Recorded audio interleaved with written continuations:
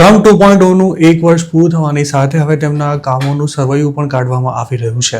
ખાસ તો માસ ડિપોર્ટેશન મામલે ટ્રમ્પનું પરફોર્મન્સ કેવું રહ્યું તેનું એક એનાલિસિસ તાજેતરમાં જ સામે આવ્યું છે.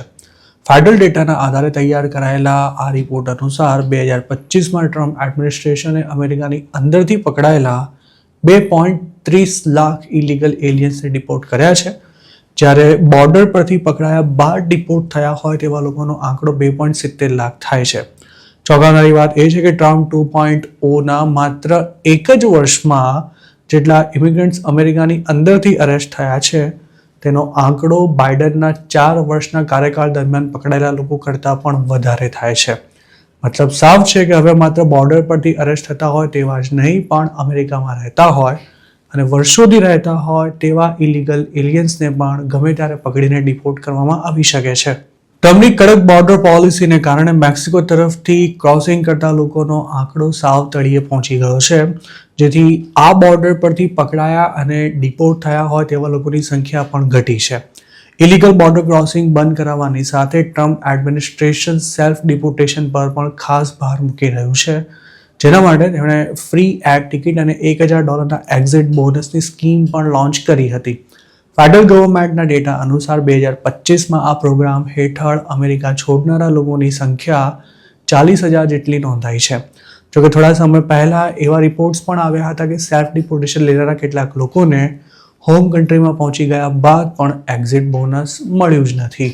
2025માં ટ્રમ્પ એડમિનિસ્ટ્રેશને ડિપોર્ટ કર્યા હોય તેવા એલિયન્સનો કુલ આંકડો 5.40 લાખ થાય છે, જે બાઇડનના કાર્યકાળના છેલ્લા 2 વર્ષ કરતાં ઓછો છે.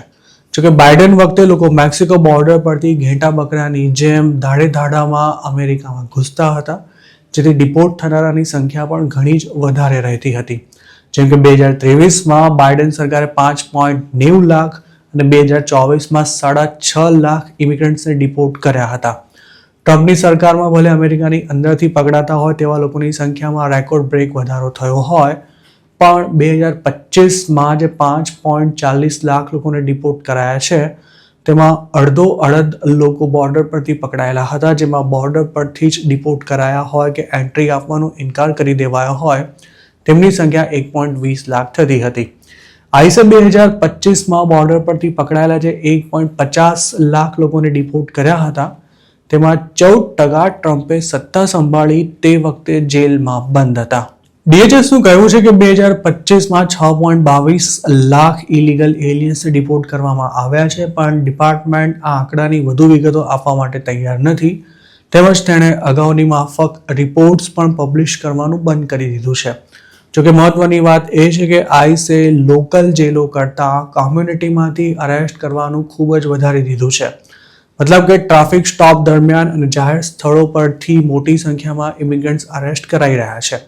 ખાસ તો Illinois, Pennsylvania, New York, Massachusetts, New Jersey અને વોશિંગ્ટન સ્ટેટ્સમાંથી આવી ધરપકડો સૌથી વધુ સંખ્યામાં થઈ રહી છે.